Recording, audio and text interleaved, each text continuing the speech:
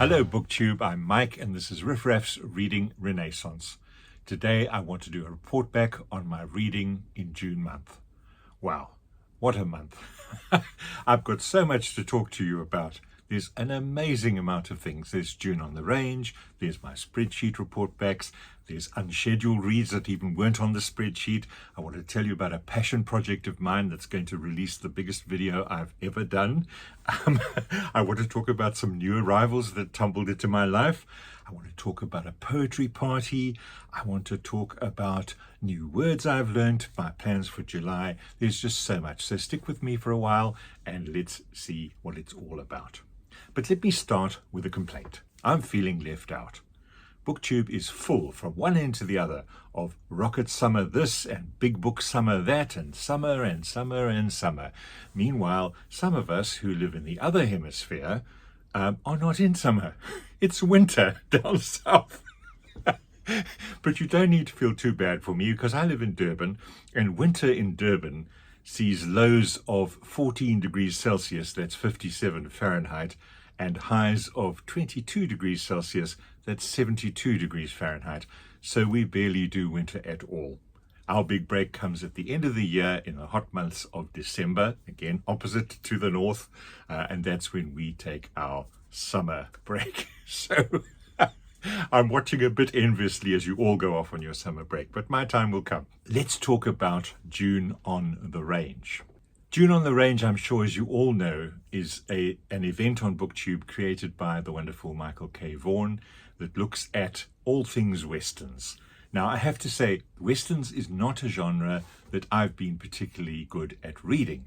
So I thought I'd do a quick snapshot for myself, and you're welcome to join in, as to the history of the Western. The prototype frontier novels started in the 1820s with James Fenimore Cooper's The Pioneers and The Last of the Mohicans. They hit their stride in the 1900s with Owen Wister's The Virginian, the first fully formed Western complete with a cowboy hero, cattle, and codes of honor. Shortly thereafter, Zane Grey's Riders of the Purple Sage was another iconic Western. In 1947, Jack Schaefer created one of the great iconic heroic Western heroes in Shane. Louis L'Amour perfected the classic frontier adventure formula and then cut and paste and cut and paste and cut and paste. There's a lot of Louis L'Amours out there. The 1960s saw an emergence of revisionist Westerns in True Grit, Little Big Man, and by 1985, Lonesome Dove, a revisionist Western that both uses and questions traditional mythology of the American frontier. Set in the waning days of the Old West, it centers on relationships between several retired Texas Rangers and their adventures driving cattle from Texas to Montana. The novel contains themes including old age, death, unrequited love, and friendship. Its greatness lies in its combining the pleasures of adventure with deep reflections on friendship, on loneliness, on masculinity, on memory, and the recognition of the end of an era. The novel marked the end of the road for the classic American Western. All that was left to look forward to was Blood Meridian. So to get a sense of the journey from frontier romance to the harsh realities of pioneer life, I read two books for June on the Range. I read Shane and I read Lonesome Dove, almost bookending the experience. I knew Shane from both the film with Alan Ladd from 1953, and in fact when I first met Shane was the TV series with David Carradine, which was made in 1966 but only arrived in South Africa in the 70s when we first got television. One of the earliest Westerns I ever saw as a youngster growing up. And of course Lonesome Dove as well has gone on from being a book to being a very successful TV series in 1986. So if I look at Shane and Lonesome Dove, perhaps the asterisks and obelix of the Westerns. One small but impactful, the other massive and powerful. Let's talk about Lonesome Dove and its author, Larry McMurtry. McMurtry was born in 1936. He died in 2021. He wrote 30 novels, 50 screenplays, 34 Oscar nominations, of which he had 13 wins. He also had one of the United States' most prominent antiquarian bookstores, with stores in Washington, D.C. and his hometown of Archer City, Texas. His son by his first marriage is James McMurtry, who I know from the music world because he's a wonderful singer-songwriter in the Americana genre. And his second marriage, interestingly enough, was to Ken Kesey's widow, Norma. That's Ken Kesey, who wrote One Flew Over the Cuckoo's Nest.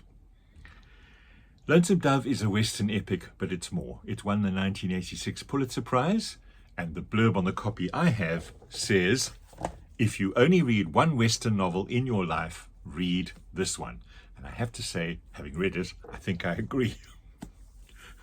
Originally, McMurtry wrote a screenplay with film director Peter Bogdanovich that was titled The Streets of Laredo for John Wayne, James Stewart, and Henry Fonda to star in. Warner Brothers liked the script, but the actors were non-committal, and Wayne was wary of the melancholy nature of the film. Of course, the sequel to the book itself is also called The Streets of Laredo. It came out in 1993, and there's two prequels, Dead Man's Walk from 1995 and Comanche Moon from 1997. In the book, Larry McMurtry presents a cattle drive from Texas to Montana as an epic journey, but marked with hardship, randomness, and loss, rather than simply the heroism of earlier westerns. The two characters, Gus McCrae and Woodrow Call, form the emotional center of the novel, representing two contrasting models of masculinity. One, openness and pleasure, the other, discipline and repression. Gus's charm, humor, and emotional intelligence make him deeply attractive, but the novel also shows his impulsiveness and limitations. Cal has some shortcomings, which I won't talk a lot about because they're a bit spoilerish, but they also show that the Western stoicism that he displays isn't always a strength and can lead in some cases to moral failure. The novel remains centered on the male experience, which is exactly, I think, how things were in those days, whether we like it or not, but the female characters, Clara and Lorena, are crucial to the moral life of the book, in an environment where women had few rights and fewer choices for survival in a brutal frontier world. Some readers have been put off by the violence in the novel. It treats violence as brutal, as sudden, and often meaningless. But I found it real. I found it refreshing in that respect.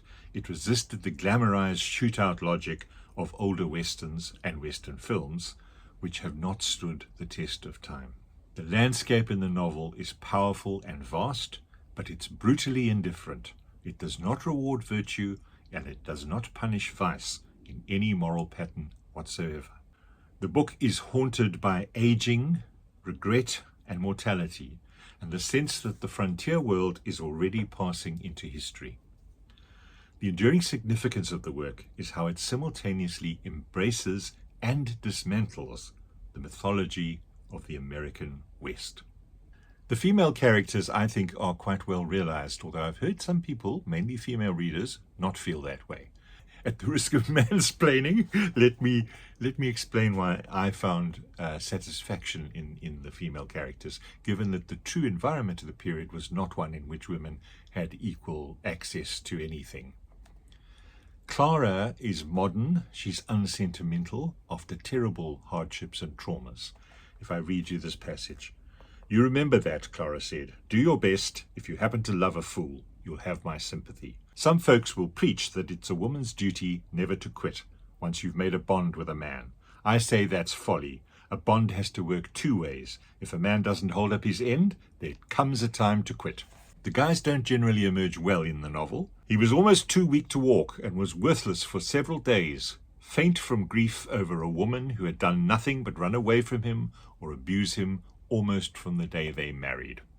Some of the male characters in the book are typically uncommunicative, both frustratingly for the lonely wives involved and disastrously for the several tragic missed opportunities to convey vital feelings. One thing that's captured well in the book is men's failure to understand women very well.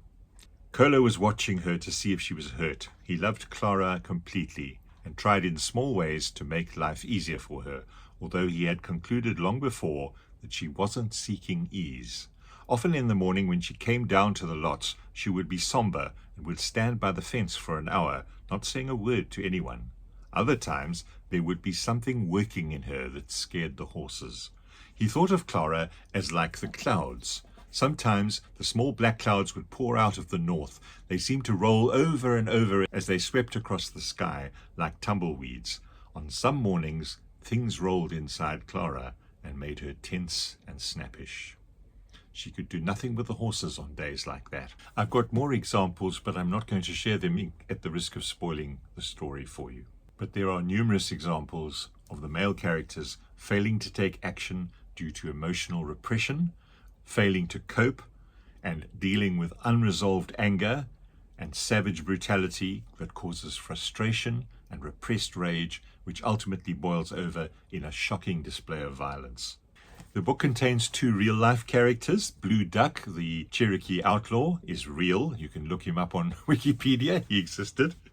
And there's a character called Charles Goodnight who has a cameo role here, and in real life he was a cattle driver. I thought that was quite interesting. And the name of the book comes from the Lonesome Dove Baptist Church, where Larry McMurtry saw the name and thought, that's the name for the town I'm going to write about. There's some beautiful writing about the vast open spaces in the territory that they're traveling through. Let me read you this. The cowboys had lived for months under the great bowl of the sky, and yet the Montana skies seemed deeper than the skies of Texas or Nebraska. Their depth and blueness robbed even the sun of its harsh force. It seemed smaller in the vastness, and the whole sky no longer turned white at noon as it had in the lower plains.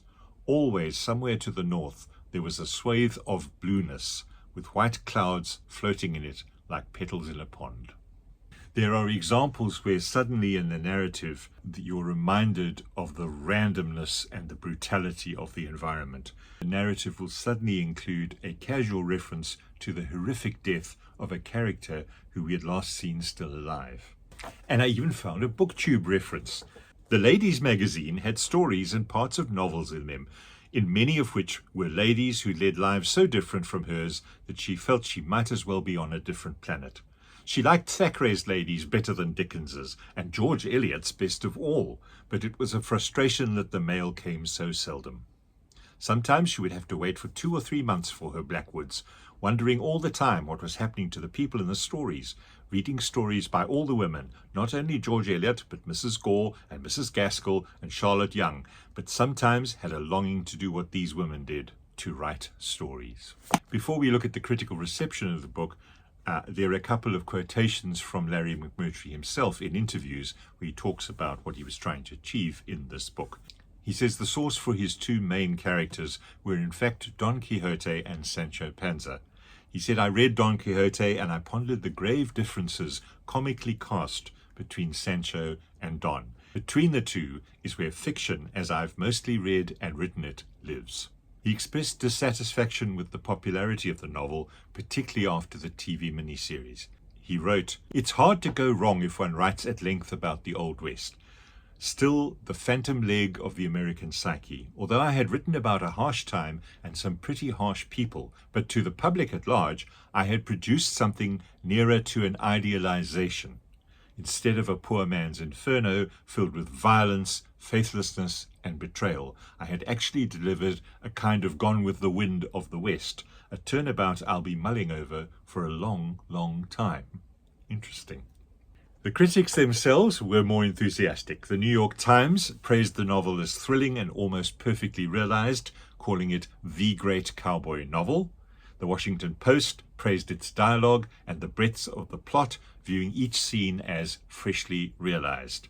President Obama awarded McMurtry with the National Humanities Medal in 2015, noting that readers of Lonesome Dove found out something essential about their own souls, even if they'd never been out west or been on a ranch.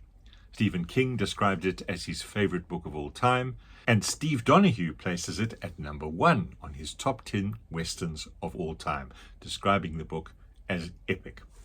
If we turn to Jack Schaefer's Shane, it's a classical western that presents its central figure as a near mythical hero. It was written in 1949, and at that stage the western was a very different thing from what it was in the 80s when Lonesome Dove was written. In the book, Shane arrives mysteriously, he restores order, and he departs, making him resemble a knight, or a wandering samurai, or a legendary frontier savior. The story is narrated through young Bob Starrett, whose admiration for Shane gives an aura of wonder and moral grandeur. I'll read you a snippet. He was tall and terrible there in the road, looming up gigantic in the mystic half-light. He was the man I saw that first day, a stranger, dark and forbidding, forging his lone way out of an unknown past in the utter loneliness of his own immovable and instinctive defiance. He was the symbol of all the dim, formless imaginings of danger and terror in the untested realm of human potentialities beyond my understanding. The impact of the menace that marked him was like a physical blow. The readers will see complexities that young Bob cannot fully grasp. Shane's loneliness, restraint, and sense that he cannot truly belong. The conflict between Joe Starrett and Fletcher represents the larger historical transition from open-range cattle power to farming life and community. Shane stands between violence and civilization. He uses the methods of the old frontier to secure the peaceful future of the settlers. The novel treats violence as morally serious, necessary in the plot, but never casual or consequence-free. Joe Starrett is arguably the moral center of the novel because he represents labor, family, stability, and the community. The ending of the story, which I won't tell you about, turns Shane into a legend, preserving him as an idyllic figure who cannot remain in the ordinary world. The book remains popular because it distills the Western myth into a simple, emotionally powerful meditation on sacrifice, heroism, belonging, and the passing of an age. I really enjoyed reading Shane, if only to give me a context against which to compare Lonesome Dove, which is decidedly a more modern novel and a much more realistic depiction of the harsh and brutal realities of the Wild West frontier. I thoroughly enjoyed it, even though I think it's a novel of its time, and I must admit it's not as fantastic a read as Lonesome Dove, which I simply adored. Having completed my June of the Range reading, I reflected on the spreadsheet, and it guided me to read The Heart of Darkness by Joseph Conrad. It's not a long book, you can read it in a day. I was particularly drawn by a video that Tony did at Life on Books, where he read it and was deeply moved by the novel. It's a complex novel about imperialism, moral corruption, and the instability of civilization. The novel is shaped as what's called a frame narrative, a story within a story. We hear the story of Marlowe recounting his journey up the Congo River.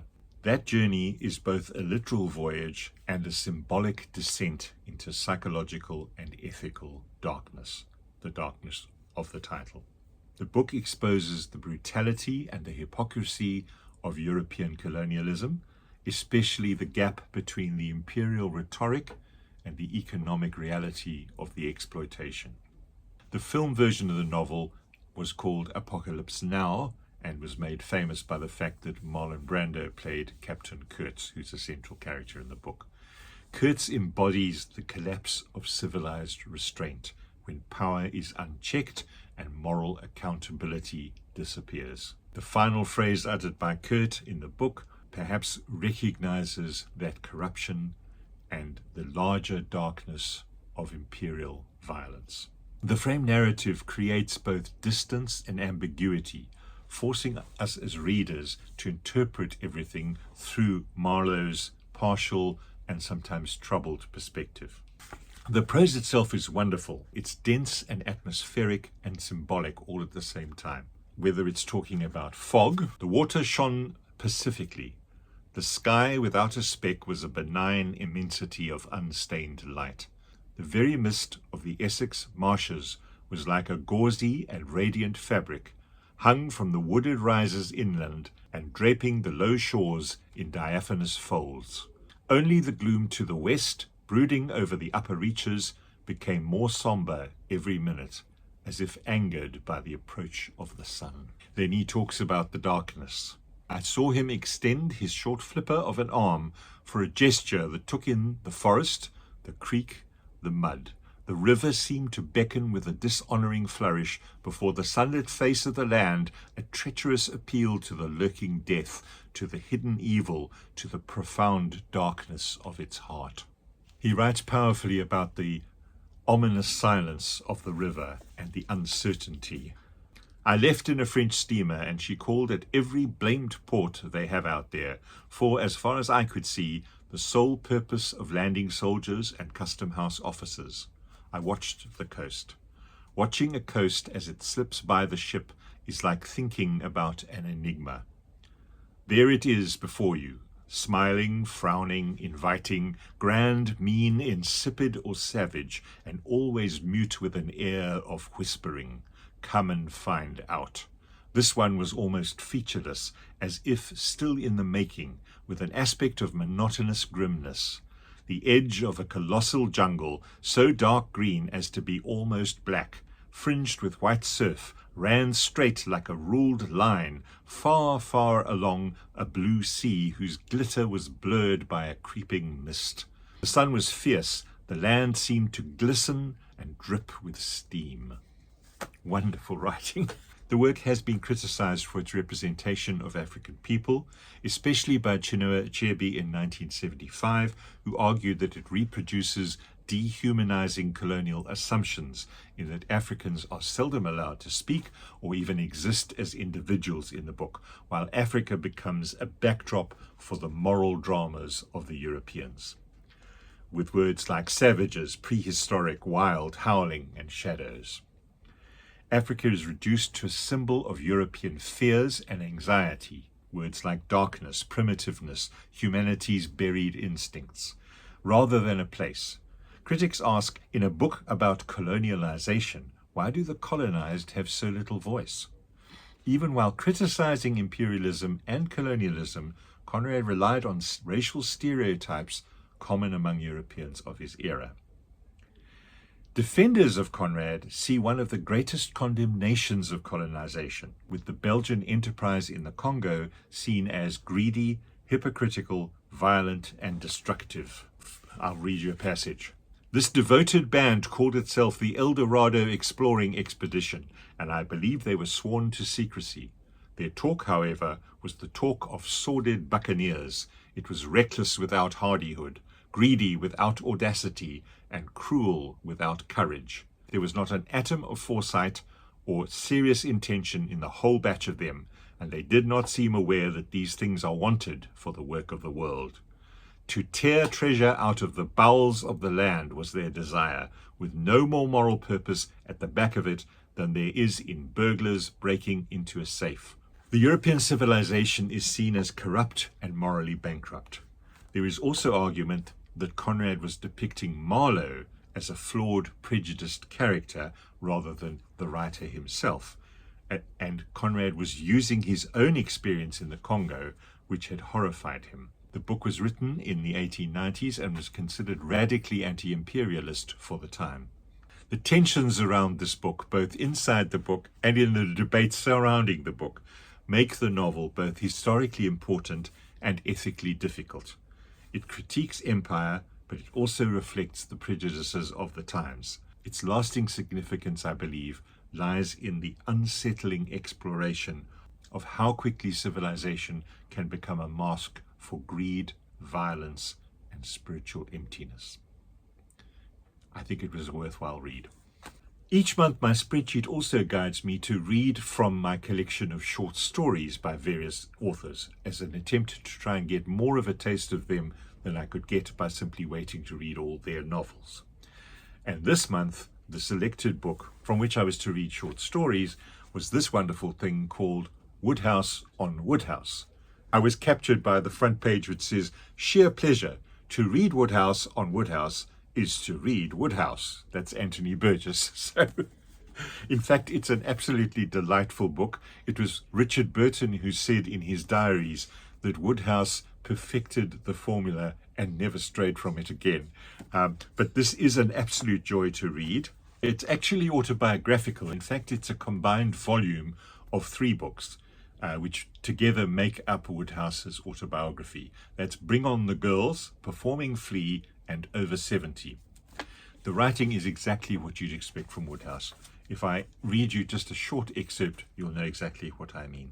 But only the other day I missed landing a big job by a hairbreadth.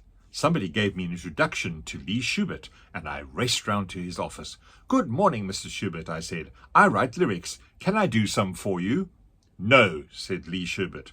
Just imagine if he'd said yes. It was as near as that.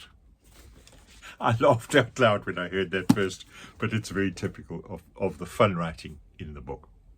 The spreadsheet also directed me as part of the Historathon booktube event that I should continue reading The 12 Caesars, which I know is a bit of a cheat, but it was a decision I made before. And during this month, I read all about Gaius Caligula. And boy, it's interesting. What I will say is this is an extremely readable book. It reads a little bit like a Roman equivalent of a sort of a gossip magazine. It's very interesting. You learn a lot. It's very readable, and I would recommend it to anyone who wants to get a little bit more of a feel of the times that it writes about the 12 Caesars. In addition to reading what the spreadsheet told me I should be reading, I also had some unscheduled reads in this month. One of them was Stefan Zweig's book, Chess. As you can see, it's a tiny little book, barely a novella. It was originally written with the title Schach Novella, which I presume means book about chess. And it came to my attention because Stephen Fry had spoken very highly of Stefan Zweig, who I didn't really know at all. Stephen Fry chose Beware of Pity, his novel, as his favorite novel of all time. And that made me sit up a little bit. And then I did mention a few months ago that I was at a local quiz, and one of the people there was getting rid of books, and it was Help Yourself. And there was this little book, and I recognized the author's name. So I thought, I'll give this a try. And I read it this month.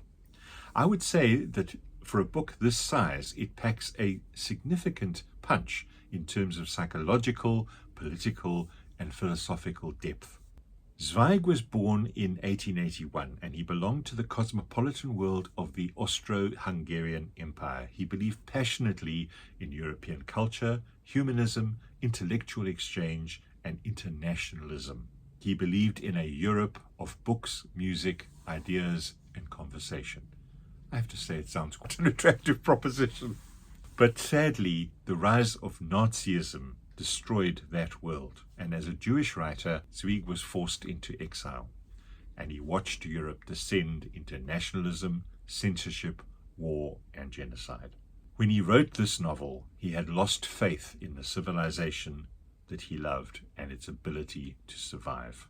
He wrote this in exile in 1941. It was published posthumously in 1942 because it was the last completed work he did before he committed suicide in Brazil. And that historical and sad context permeates every page of this novella.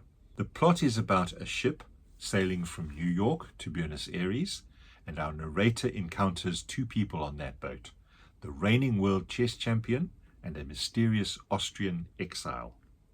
When the exile unexpectedly beats the champion in a chess game, his remarkable story emerges. It was intriguing. It's a super short read, and it really kept my interest all the way through. This book can be read not only as a story of a chess match, but also Zweig's final meditation on the collapse of European civilization. It touches on the psychology of totalitarianism and the fragility of the human mind. It was really an intriguing read that made me think. Another bunch of reading that happened this month, which had nothing to do with BookTube, to be honest, was for my work. I was required to get into the realm of AI research. This is obviously a touchy and difficult and emotive subject in all its opportunities and threats. I decided to do the research properly and invested in a large selection of books on the broad subject of AI, and I thought I would share that with you just to give you an idea in case you're not aware of what's actually out there. The first book is a sort of gung-ho all in on AI. It's about how big companies are doing wonderful things with AI. It's a useful piece of research to understand what's really going on in terms of the big corporates. Then there's a book with a daunting title called Our Final Invention by James Barrett, published in 2013. It's a cautionary look at the dangers of building machines smarter than ourselves. He argues that without serious safeguards, advanced AI could become a genuine threat to human survival. Then in 2014, Nick Bostrom wrote Superintelligence, Paths, Dangers, and Strategies. It examines what could happen when machine intelligence one day surpasses our own. He maps the risks, the control problem, and possible strategies for steering such a transition safely. The book Life 3.0 by Max Tegmark arrived in 2017, and it imagines how AI could reshape work, identity, and the future of life itself. He walks through scenarios ranging from utopia to catastrophe, and he asks how we might steer towards the better of those outcomes. And then one from a personal favorite of mine. I simply adore the scientist Hannah Fry, and she published a book called Hello World, How to Be Human in the Age of the Machine. Hello World is a phrase that's always the first thing that new programmers learn to code in computers. So that's why she chose that title, because in fact when she was a kid she worked on the ZX Spectrum. Does anyone out there remember the ZX Spectrum? That'll date you, but it was one of the very first home personal computers. It was smaller than this book, and you plugged it into a television set to use as a monitor. But Hannah Fry's book explores how algorithms are quietly shaping the decisions in medicine, in justice, in policing, in transport. And she argues for keeping human judgment in the loop as the machines take over an ever-increasing influence over our lives. Another book with a daunting title is Human Compatible, the 2019 book from Stuart Russell, AI and the Problem of Control. It proposes redesigning AI so that its goals stay aligned with human values. He outlines a framework for building machines that remain provably beneficial and under human control. Don't know how that will work out. And then something a little different. This book called AI 2041. The author Kai-Fu Lee, who's a recognized expert on AI and has written many books before this, in 2021 he teamed up with writer Chen Quifan, and they produced 10 short stories picturing how AI might shape life in the year 2041. Each tale is told and paired with a commentary on the real technologies behind the changes that it imagines. I thought that was intriguing. Then from Mustafa Suleyman in 2023, he is the CEO of Microsoft AI, comes the book called The Coming Wave, AI, Power and Our Future. It warns that the combination of AI and synthetic biology form an unstoppable, fast-spreading wave of power. It makes the case for new tools and governance to contain these technologies before they outpace our ability to control them. Then in 2025, there is a book called The Thinking Machine. It's all about Jensen Huang, the head of NVIDIA, which is the world's most coveted microchip manufacturer. It's written by Stephen Witt, a journalist who tells the story of how Jensen Huang and NVIDIA's chips became the engine of the AI revolution. It's a business and tech history of the world's most coveted microchips and the company racing to make them. And then a little bit of relief in this subject, coming from the HR side of things, is this book called Taking the Anxiety Out of AI by Samir Roji, also in 2025. It provides practical, reassuring guides to understanding AI without the fear of the hype and the unknown. It helps everyday readers and organizations to embrace the technology with curiosity and confidence.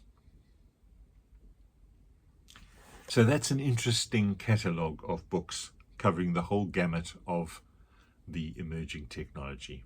It's such a large subject that it would need a whole video for me to go into any more detail, but there is a lot to absorb there. But we do need to understand it, because this bus is leaving the station, and if you're not on the bus, you're out of the game. I do think it's a subject which we need to understand better, because it is becoming endemic in our lives and we are all affected by it, whether we like it or not, whether we think we are abstaining from it. I think we are bluffing ourselves. I think it is being used so ubiquitously and spreading, for better or worse, through almost every aspect of everything we do. Shifting to a much lighter subject, I want to talk about a passion project that I've been working on.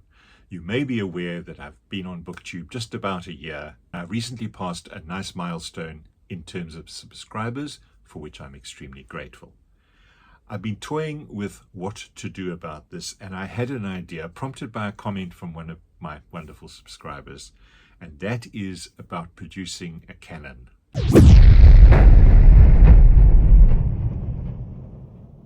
Now, who do I think I am? Harold Bloom?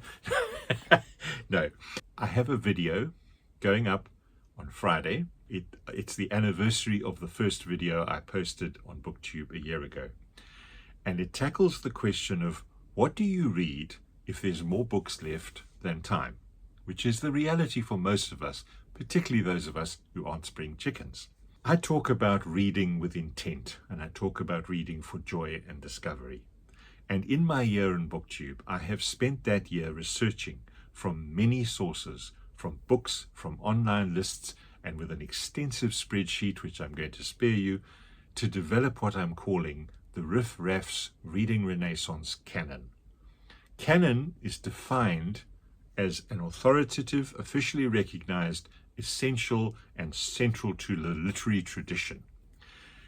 In my description, I'm saying this is the canon of books that I believe I need to read.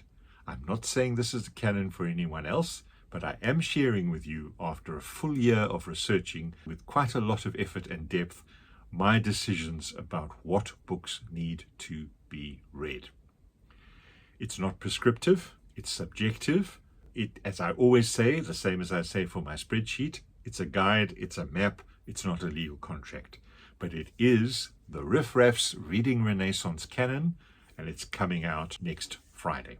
I was very excited to share this with you because it's been a lot of work, it's been a lot of fun, and I hope you find it just as interesting as I found it to put together.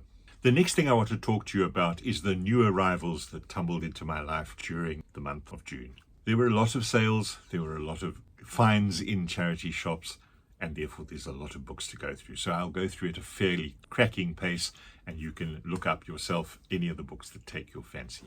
I've sorted them roughly into categories. If we start with global history, the first book is The End is Always Near by Dan Carter. It's an apocalyptic moments from the Bronze Age collapse to nuclear near misses. That seemed an appropriate book to read in the environment we're in nowadays. And then I think I've mentioned on my channel before this excellent book, The Coming Storm, Power, Conflict and Warnings from History by Ode Anna Westad. It's really making the argument that the situation we're in globally now is scarily the same as the situation politically that the world was in just before the First World War broke out. And he tries to warn of the dangers, and in order to try and avoid making the mistake of repeating history. Another history book I picked up is this book called The World We Fought For in 1945. In this remarkable book, broadcaster Robert Key brings to life the momentous events of 1945 as they seemed to the British people before day-to-day news could become history. I thought that was a wonderful idea. And more locally in history, I bought this book called Hitler's Spies, Secret Agents and the Intelligence War in South Africa. That's by Evert Kleinhans. The story of the intelligence war in South Africa during the Second World War is one of suspense, drama, and dogged persistence. In 1939, when the Union of South Africa entered the war on Britain's side, the German government secretly reached out to the political opposition and to the leader of the anti-war movement, the Ossewa Brandwacht. I could read you more, but in the interests of time, I'll move on. But I couldn't resist that with its local flavor. Talking of local flavor, and this may be of local interest only, a new political book's been released called Where To From Here by Tara Roos, who's a local young journalist. It's all about populism and coalition politics in South Africa, so that has to be read. It's really trying to understand what's going to happen next in the ongoing saga of this young country as it tries to evolve and work out its democratic future. And then on the fiction side, I've got a copy of Terry Pratchett's Wyrd Sisters. This one I'm going to blame on Ali from A Genteel Black Hole, because he said on his channel that this would be an excellent entry point into Terry Pratchett, and I was tempted by the connection to Shakespeare's Three Witches, so I couldn't resist when I saw a copy of it and had to pick it up. On my spreadsheet in December this year, I'm scheduled to read Anthony Burgess's magnum opus called Earthly Powers. Now, I have this vintage Burgess paperback, and I was all set to read it, and there it was, when I suddenly stumbled across this massive hardcover version of the same thing for next to nothing on one of these thrift sales. So I could not resist this beautiful hardcover edition, much bigger print. So I now own 2 copies of Anthony Burgess's Earthly Powers, one of which at least I will read in December. Next up is the music category, and here a couple of books came into my life, 2 of them about Bob Dylan. I'm on a bit of a mission to understand the argument that rages as to whether Bob Dylan is part of literature or not.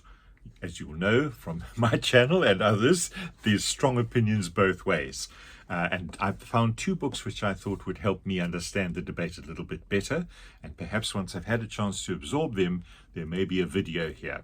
So the first one is called Understanding Bob Dylan, Making Sense of the Songs That Changed Modern Music. I looked at this and I thought that really looks like a helpful research document. But the second book, perhaps it made me even more interested, because this book is called Dylan's Visions of Sin by Christopher Ricks.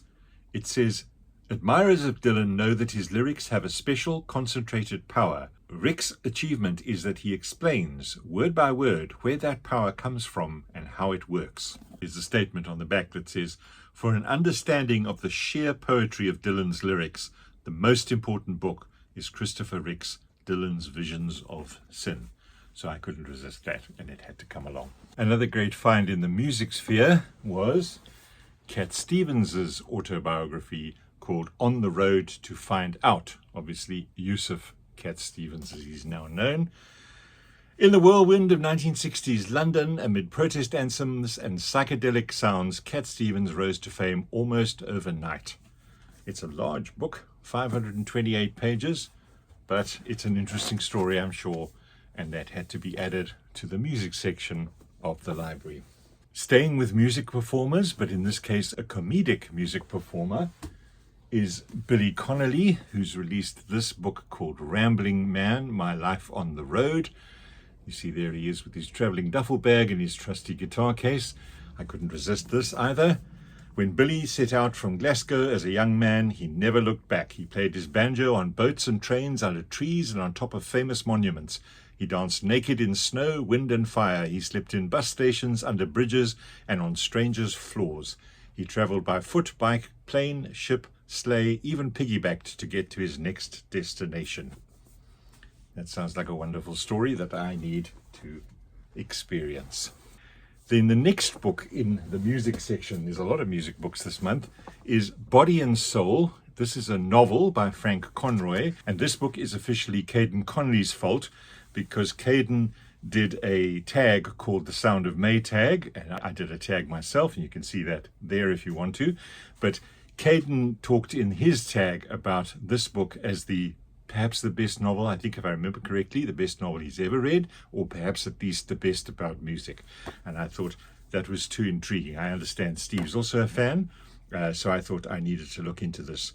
Beautifully written and hypnotically readable. In the dim light of a basement apartment, 6-year-old Claude Rawlings sits at an old white piano, picking out the sounds he has heard on the radio and shutting out the reality of his lonely world.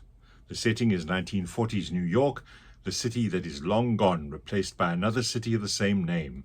Against a backdrop that pulses with sound and rhythm, Body and Soul brilliantly evokes the life of a child prodigy whose musical genius pulls him out of squalor and into the drawing rooms of the rich and a gilt-edged marriage.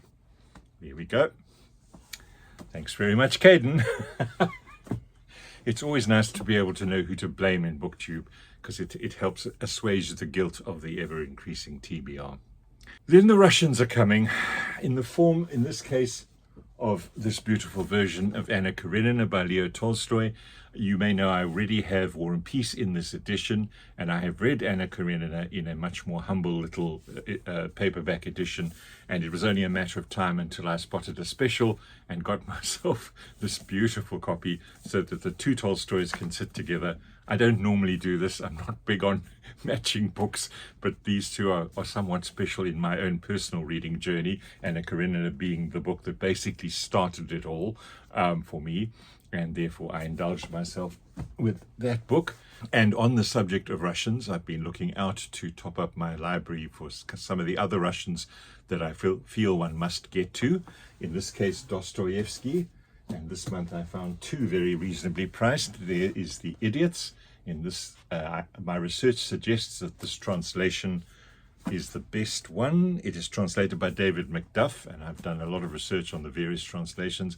This seems to be a very popular one on balance, which I normally go with the Peviar and Volkonsky, who are in fact the translators of the second Dostoevsky book I got this month, which is Demons. So everybody's getting a fair turn at the translation game, but those two books have joined the library. And not to be outdone, there's one more Russian, perhaps not quite on the same scale, but I'm a bit of a fan myself, and that is Vladimir Nabokov's book. I had never actually heard of this novel called Despair. I spotted it in a cheap charity sale, and I just picked it up because I couldn't resist. It says, Nabokov is the greatest prose stylist writing in English today. Every word drops neatly into place, carrying its exact intended load. Each sentence is balanced, crisp, strong. The overall effect is neither literary nor ornate, but forceful and dynamic, a perpetual joy to read. That sounds good. In Despair, the cumulative feeling is one of hidden menace and mounting excitement, relieved by mordant wit and corrosive laughter, a brilliant manipulation of mood and language. That was Punch magazine. And the Times says, what fun Mr. Nabokov is, a marvel really, brilliantly funny. So there you go. If you look very closely, it appears to be a mirror, but it's not just a mirror, it's also a screaming face. So anyway, so one more Russian into the pile. Turning now to slightly more serious reading, and that is of economics. I've been wanting to get a copy for a while of Thomas Piketty's Capital, and eventually again I found the right occasion and the right special offer. So that's coming to my reading. Those who know it already will know that it's a seminal work in the economics canon. It says here, it seems safe to say that Capital in the 21st century, the magnum opus of the French economist Thomas Piketty, will be the most important economics book of the year and maybe of the decade. That's from Paul Krugman, writing in the New York Times. So there you go, a serious book. And equally serious, but on a different vein, is this book called How Africa Works. Joe Studwell, as it says here, is the author of How Asia Works. He wrote a book called How Asia Works, examining the Asian economy and what they're getting right and what they're not getting right. And it was such a success that he was commissioned to do the same exercise for Africa, which of course, I think when you compare Asia and Africa, they are two very different stories economically, but to have the same degree of interrogation into Africa, I found intriguing.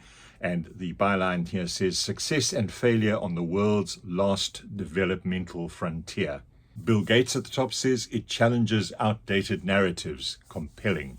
A radical new study of African economics and why it's working.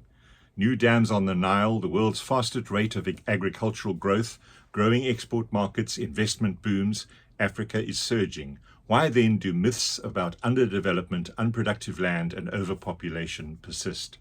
From the birth of independence to the impacts of Trump's tariffs, How Africa Works is a groundbreaking reappraisal of African development. Debunking long-held views about the continent's presumed resistance to growth, Studwell charts monumental changes in demography, government, and resource management over the 20th and 21st centuries and their impacts on the African economy today. that's got to be read. I also got a copy of the neuroscience book, Why We Sleep, The New Science of Sleep and Dreams. I haven't got it to hand right at the moment. I think someone's borrowed it to have a read. And that one I can blame on Gareth, because he's the one who told me. He mentioned on his channel what a good book that was. And I have to say, the concept and the science of sleep intrigues me. It's something I normally don't get enough of. And therefore, I'm very intrigued to read it. Then we move on to religion, and of course religion in my life, as I'm not a person of faith, religion ranges from the belief systems to atheism and everything in between. And this month I found this intriguing book called After Jesus, Before Christianity, a historical exploration of the first 2 centuries of Jesus' movements. Here is a room full of forgotten stories about what it once meant to follow Jesus. Some are so strange that they tell me what a stranger I have been to my own faith. Others are so compelling that they refresh my sense of what this faith asks of me. A revolutionary investigation into Christianity's roots, highlighting the many archaeological and manuscript discoveries over the past 20 years. The book offers numerous new insights and discoveries that provide a paradigm-shifting picture, including that there was no religion called Christianity before the 3rd century, that there were multiple Jesus movements, that there was much more flexibility and diversity within the Jesus movements, including understandings of gender, sexuality, and morality, and much more. So I found that an intriguing prospect, so I thought it needed to come along and be read. And at the same time, I picked up a copy of The Atheist's History of Belief by Matthew Kneale.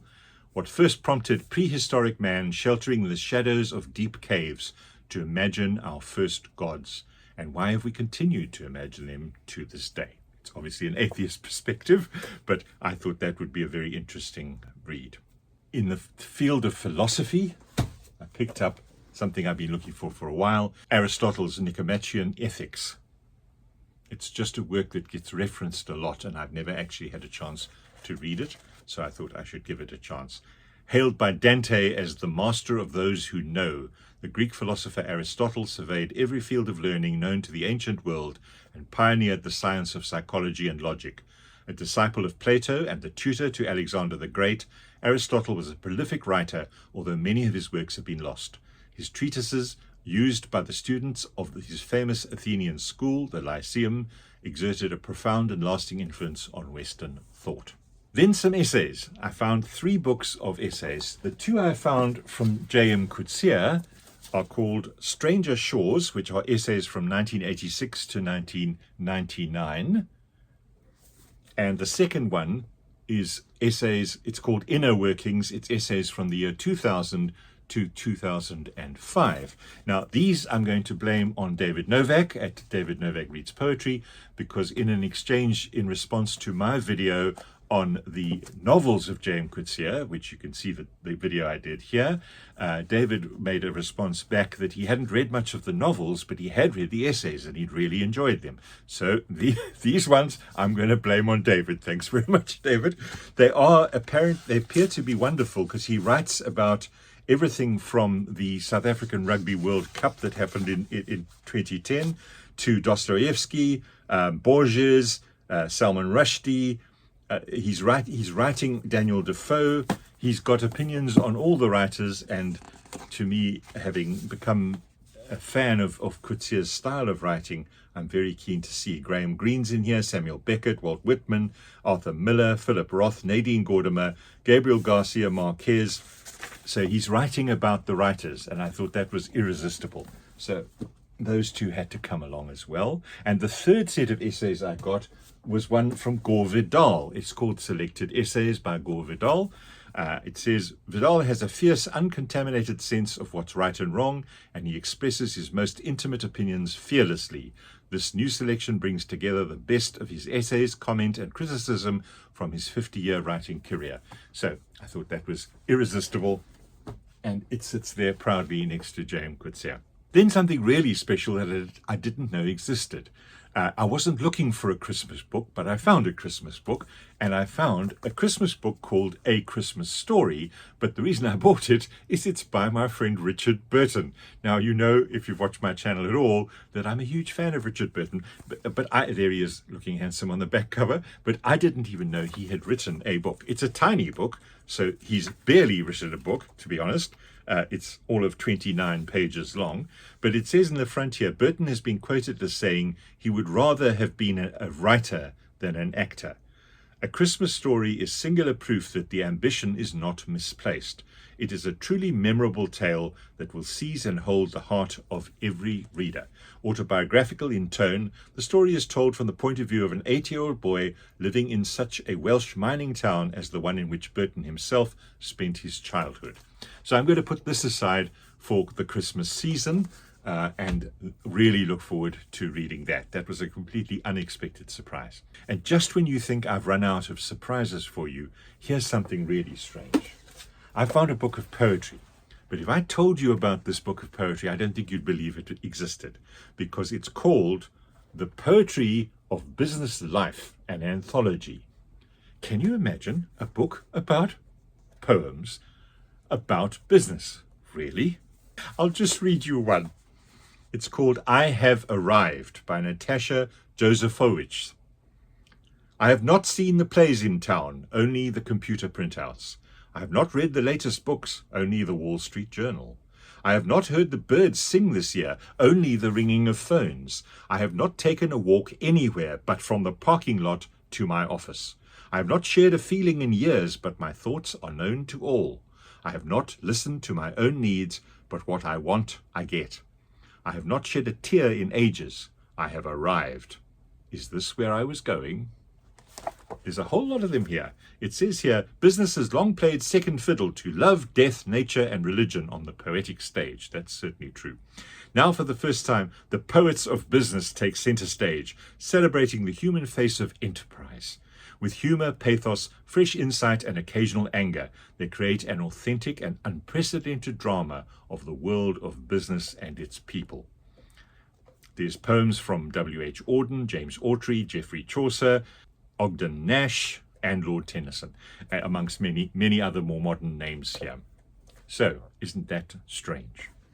The books you find when you go trawling in the second-hand stores is just beyond imagining.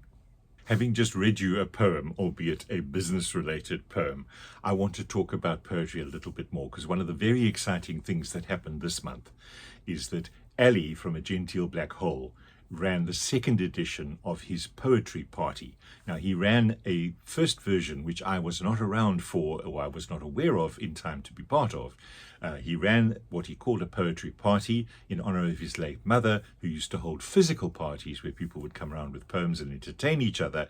But his idea is the booktube equivalent, where people submit poems and he edits the whole lot together in a wonderful and joyous celebration of everything that is poetry. And this time round for Poetry Party 2, I was extremely excited to take part. And in fact, the video I think should be released by now. If you go and look at his channel, I'll leave a link if it's out. And in any event, I thought, as my segment was short, I thought I would share it with you in this package here. Basically, I did two poems. I did one that's extremely serious and one that's totally frivolous and fun. But they're explained in this 4-minute clip, so let me play it for you now. Hello BookTube, I'm Mike and this is Riff Raff's Reading Renaissance. Today I'm really excited to have been invited to the Poetry Party 2 created by Ali at A Genteel Black Hole. I missed the first one because I was new to BookTube, but I love the power of poetry to both move us with its message or seduce us with sonorous syllables. I've chosen a short selection of poems to expose the yin and yang of life, the dark and light, the serious side and the joyfully absurd. Let's start with the serious side. This is a poem by Imtiaz Darka, a Pakistani British poet. The poem comes from her collection of poems called The Terrorist at My Table. It's called The Right Word. Outside the door, lurking in the shadows, is a terrorist. Is that the wrong description? Outside the door, taking shelter in the shadows, is a freedom fighter. I haven't got this right. Outside, waiting in the shadows, is a hostile militant. Are words no more than wavering flags? Outside your door, watchful in the shadows, is a guerrilla warrior. God help me. Outside, defying every shadow, stands a martyr. I saw his face, no words can help me now. Just outside the door, lost in shadows, is a child who looks like mine. One word for you. Outside my door, his hand too steady, his eyes too hard, is a boy who looks like your son too. I open the door. Come in, I say. Come in and eat with us. The child steps in and carefully, at my door, takes off his shoes. If we turn to the lighter side of poetry, I'm always tempted by some of the things I learnt as a child, and the charm has not gone away. Let's start with A. Milne's The King's Breakfast, which celebrates the musicality of poetry as it cascades through a silly but charming story. The king asked the queen, and the queen asked the dairymaid, could we have some butter for the royal slice of bread? The queen asked the dairymaid. The dairymaid said, certainly, I'll go and tell the cow now before she goes to bed. The dairymaid, she curtsied and went and told the Alderney, don't forget the butter for the royal slice of bread. The Alderney said sleepily, you'd better tell his majesty that many people nowadays like marmalade instead. The dairymaid said, fancy, and went to her majesty. She curtsied to the queen, and she turned a little red. Excuse me, your majesty, for taking of the liberty, but marmalade is tasty if it's very thickly spread. The queen said, oh, and went to his majesty. Talking of the butter for the royal slice of bread, many people think that marmalade is nicer. Would you like to try a little marmalade instead? The king said, bother, and then he said, oh dearie me. The king sobbed, oh dearie me, and went back to bed. Nobody, he whimpered, could call me a fussy man. I only want a little bit of butter for my bread.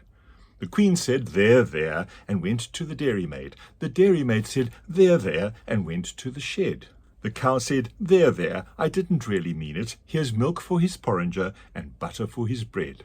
The queen took the butter and brought it to his majesty. The king said, butter, eh? And bounced out of bed. Nobody, he said, as he kissed her tenderly. Nobody, he said, as he slid down the banisters. Nobody, my darling, could call me a fussy man, but I do like a little bit of butter for my bread. And finally, to end on a lighter note even still, I'd like to quote you a very short two-line poem relating to William Blake's poem, Tiger, Tiger. It goes like this. Tiger, Tiger, my mistake. I thought that you were William Blake. So, thank you very much, Ali, for inviting me to Poetry Party 2. I've had fun. I hope you guys enjoy it as much as I know I will.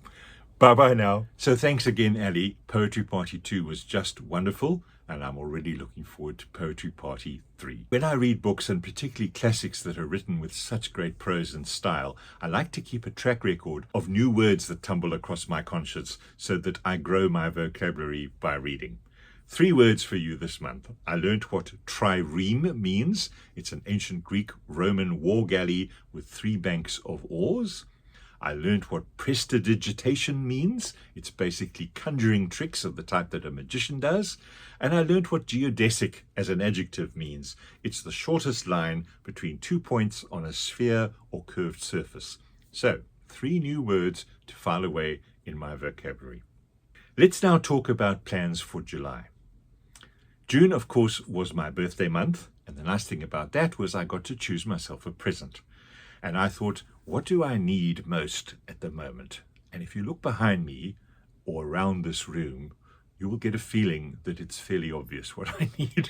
I need a bookcase. But the challenge is, where do you put a bookcase? But since you last saw me, I've done some shuffling around. And if you look at this clip, you'll see that a space has emerged. And that space is exactly the right shape to fit the new bookcase that I have ordered. It's not here yet. In South Africa, you order these pine bookcases. They're very nice and they're not very expensive, but they are ready-made. They don't come flat pack like the European American style. They physically come in fully built. So you've got to have the space ready in advance, and it will be arriving sometime in the next week or so. And I'm very excited to have another bookcase to try and get a little bit more order to the piles behind me, which are of some order, but they are getting a little bit difficult to maintain. So I thought that was an ideal birthday present for a booktuber. July month brings the booktube event called Private Eye July, and here I'm quite well stocked because I have 2 Douglas Adams books, which are not The Hitchhiker's Guide to the Galaxy. They are the Dirk Gently books. The one is called Dirk Gently's Holistic Detective Agency, and the other is called The Long Dark Tea Time of the Soul, in this lovely reflective silver platter. I've read them both a long time ago, and they're both wonderful. If I'm totally honest, I prefer the Dirk Gently novels to The Hitchhiker itself. But don't tell anyone that. That would be a very unpopular opinion.